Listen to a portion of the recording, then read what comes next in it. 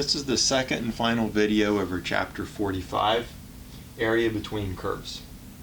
And so we're going to look at example 347, part C and part D. So for part C we have two parabolas and they both open upward. So we have y is 3x squared minus x minus 1 and y is x squared plus x plus 3. So we want to find the place where these two curves intersect. So we solve this quadratic equation. The details are given in the notes, but we have our quadratic equation. Our two solutions are -1 and 2. We want to know which function is the greater of the two functions. So we can use a test point between -1 and 2. 0 is an easy one. 0 is between -1 and 2. So we substitute 0 into the first equation, we have -1. We substitute 0 into the second equation, and we have 3. So between -1 and 2, the graph of this function is above the graph of this function. So we integrate from -1 to 2, the larger function minus the smaller function.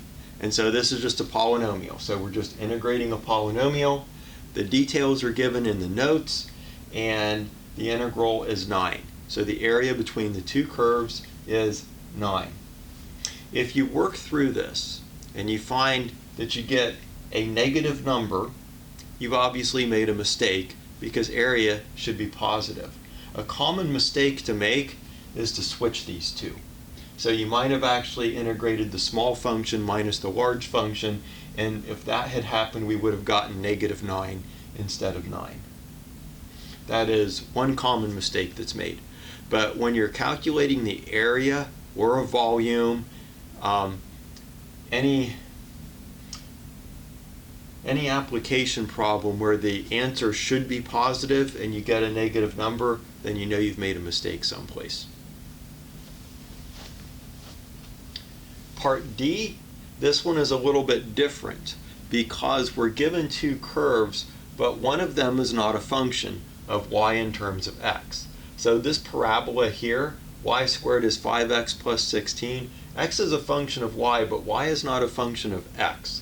So this graph is a sideways parabola. It's a parabola that opens to the right. The other function, y equals x plus 2, this is a function. This is a function of y in terms of x, and it's also a function of x in terms of y. So we have a parabola that opens to the left, and we have a line with positive slope.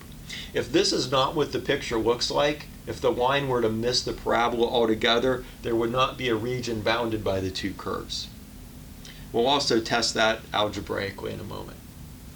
But what we want to do is we're going to solve for x in terms of y.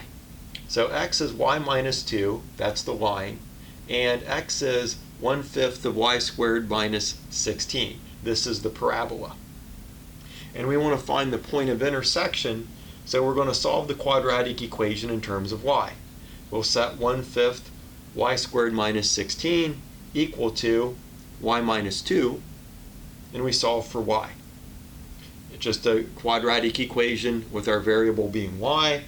Y is equal to -1 and positive 6.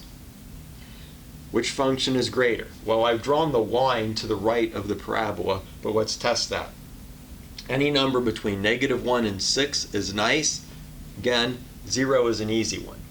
So we substitute 0 for y in the line. We have x is -2. We substitute 0 for y in the parabola. We have x is -16/5, which is slightly less than -3. So the line is greater than the parabola on the interval y equal -1 to y equals 6. So we've drawn the picture correctly. So now we just integrate from -1 to 6 of the larger function minus the smaller function. When I say function, I mean x is a function of y. So we've turned this picture sideways basically. We're writing x as a function of y, and we're integrating with respect to y. And so we just have a polynomial. We're integrating a polynomial.